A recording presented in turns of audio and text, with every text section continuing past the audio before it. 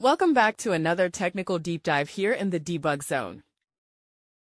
Today, we're tackling a big question and breaking it down with insights from other users. Hopefully, this clears up some misconceptions and helps you get the answer you need. So buckle up, stay a little curious, and let's jump right in.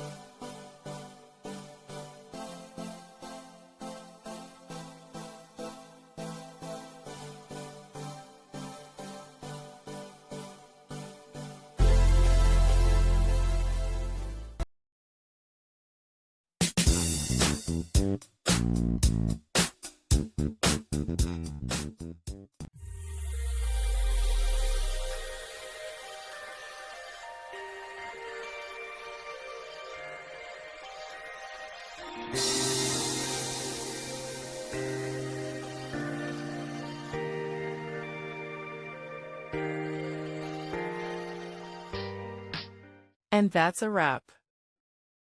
I hope you found the answer you were looking for.